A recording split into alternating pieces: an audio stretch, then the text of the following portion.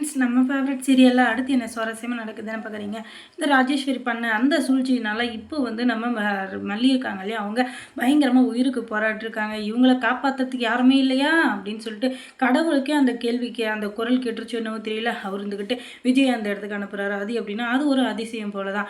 ஏன்னா மல்லியை தேடிக்கிட்டு விஜய் வந்திருக்காரு. ஏன்னா காலையில் அவங்க ரெண்டு பேரும் பேசுகிறப்ப ஒருத்தர் விட்டு ஒருத்தர் மனசுக்கு நல்ல ஒரு ஆறுதலாக பேசிகிட்டு இருந்தாங்க. அவங்க ரெண்டு பேரும் பேசினதுலேருந்து அவங்க ரெண்டு பேரும் ஒருத்தர் மேலே ஒருத்தர் எவ்வளோ பாசம் வச்சுருக்காங்க அப்படின்றது எல்லாருக்குமே தெரிஞ்சிருக்கும். ஆனால் இப்போ அவர் வந்து விஜய் வந்து இப்போ மல்லியை தேடி போனதுக்கும் ஒரு காரணம் இருக்குது. ஏன்னா மல்லியை வந்து ஒரு நிமிஷம் கூட பிரிஞ்சு அவரால் இருக்க முடியல. மல்லி வந்து நமக்காக தான் இவ்வளோ கஷ்டப்படுறா, அவளுக்காக நம்ம என்ன செஞ்சாலும் அது வந்து தப்பே இல்லை அப்படின்னு சொல்லிட்டு இவங்களும் நினைக்க, அதே மாதிரி தான் நமக்காக அவர் என்ன செஞ்சாலும் அது தப்பே இல்லை அப்படின்னு சொல்லிட்டு மல்லி நினைக்க, ரெண்டு பேரும் ஒருத்தர் ஒருத்தர் புரிஞ்சுக்கிட்டு ரொம்பவே ஒரு சந்தோஷமான வாழ்க்கையை தொடர்ந்துருக்காங்க.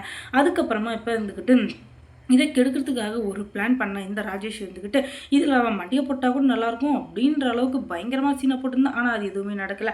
ஆனால் இப்போதைக்கு உயிருக்கு போராடிட்டு இருக்காங்க நம்மளுடைய மல்லி. ஏன்னா அவங்க வந்து ரொம்ப நேரமாக ஒரு இருட்டு அறையில் இருந்தாங்க. அதுவும் அங்கே ஆக்சிஜன் கூட இல்லை. அந்த மாதிரி ஒரு இடத்துல இருந்ததுனால அவங்களால மூச்சு கூட விட முடியாமல் திணறிட்டு இருக்காங்க. அந்த நேரத்தில் தான் இவரை காப்பாற்றி கொண்டு போய் ஹாஸ்பிட்டலில் சேர்த்தாரு.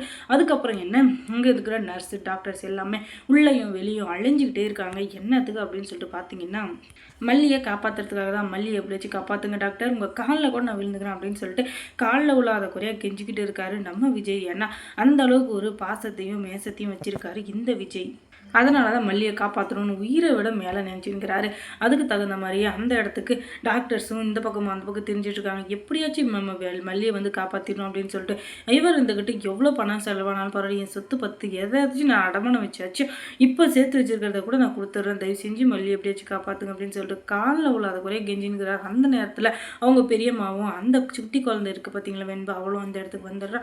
அதுக்கப்புறம் என்ன கதறி கதறி வளர்ந்துக்கிறாங்க. அந்த கடவுளுக்கு கண்ணு கேட்டு திறந்துச்சோ என்னவோ தெரியல, உடனே நம்ம மல்லிக்கு உயிரை கொடுத்துட்றாரு. அவங்க இந்த திறந்து பார்த்துட்டு எனக்கு எதுவும் இல்லை, நீங்கள் எதுக்கும் கவலைப்படாதீங்க அப்படின்னு சொல்லிட்டு எல்லாருக்கும் ஒரு ஆறுதலான ஒரு பதிலை சொல்லிட்டு இனிமே நமக்கு எந்த பிரச்சனையும் இல்லை அப்படின்னு சொல்லிட்டு எல்லாரும் சந்தோஷமாக இருக்காங்க.